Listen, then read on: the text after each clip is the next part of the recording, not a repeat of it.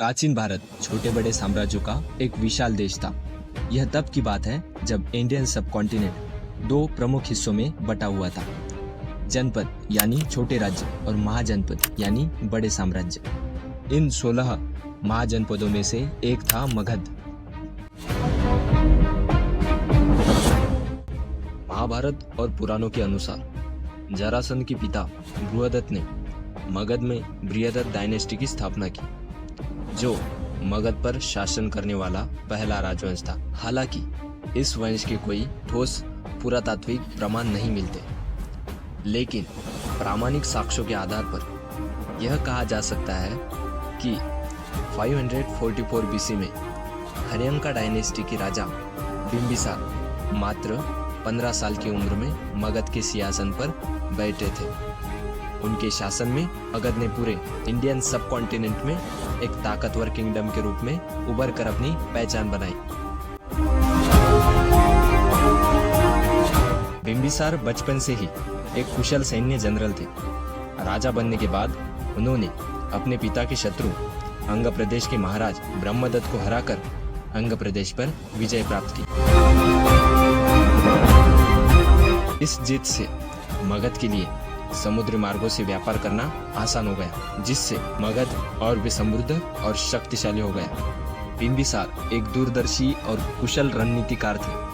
उन्होंने बड़े राज्यों से संघर्ष करने के बजाय उनके साथ विवाह के माध्यम से गठजोड़ बनाए। उन्होंने कौशल की राजकुमारी कौशला देवी से विवाह किया, जिसके परिणाम स्वरूप उन्हें काशी नगर दहेज में मिला, जिससे मगध की आय और राजस्व में वृद्धि हुई।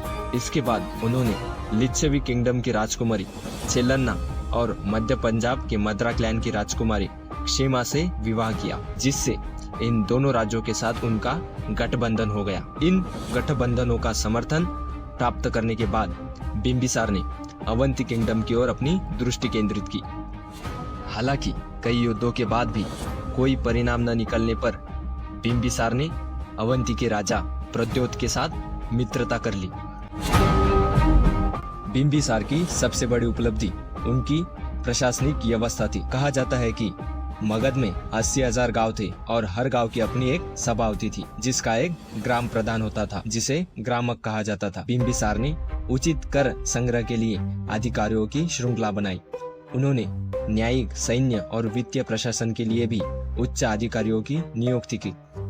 अपने साम्राज्य और प्रजा की सुरक्षा के लिए उन्होंने सेना के साथ साथ अंग प्रदेश में एक नौसेना की भी स्थापना की। राजा बिंबिसार ने बुद्धिज्म और जैनिज्म दोनों धर्मों का समर्थन किया और इन धर्मों के भिक्षुओं के लिए कई सुविधाएं प्रदान की।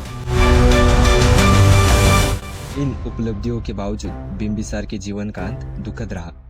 बिंबिसार अपने पुत्र अजातशत्रु को अपना उत्तराधिकारी मानते थे और इसी कारण उन्होंने अजातशत्रु को अंग प्रदेश की जिम्मेदारी सौंप दी।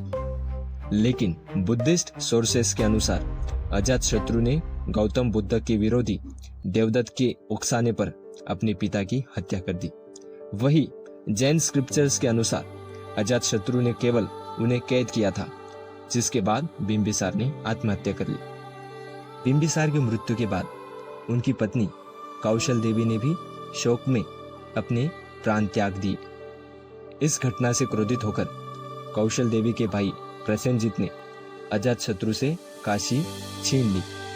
काशी को लेकर अजातशत्रु और प्रसेनजीत के बीच युद्ध हुआ, जिसमें अजातशत्रु को बंदी बना लिया गया। बाद में दोनों के बीच समझौता हुआ और शांति बनाए रखने की शर्त पर अजातशत्रु को रिहा कर दिया गया। दोनों राज्यों के संबंधों को मजबूत करने के लिए प्रसेनजीत ने अपनी 17 वर्षीय पुत्री वजीरा का विवाह अजातशत्रु से कर दिया और दहेज में काशी को फिर से अजातशत्रु को सौंप दिया। प्रसेनजीत की मृत्यु के बाद अजातशत्रु ने कौशल पर आक्रमण कर उसे मगध में मिला लिया। इसके बाद उन्होंने वज्जी साम्राज्य की ओर ध्यान केंद्रित किया और वैशाली पर आक्रमण कर उसे भी मगध में शामिल कर लिया। इतिहास ने फिर खुद को दोहराया जब अजातशत्रु के बेटे उदयन ने अपने पिता की हत्या कर मगध की सत्ता हासिल कर ली। बुद्धिस्ट क्रोनिकल्स के अनुसार उदयन के बाद हर्यंक वंश के हर राजा को अपने पुत्र के हाथों ही मरना पड़ा।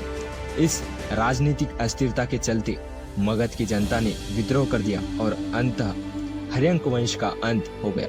इसके बाद एक नए राजवंश का उदय हुआ जिसे शिशुनाग डायनेस्टी कहा गया। कौन थे शिशुनाग? जिन्हें मगध की जनता ने खुद अपना राजा चुना और जिन्होंने शिशुनाग साम्राज्य की नींव रखी। जानने के लिए देखते रहिए तारा डाइजेस्ट।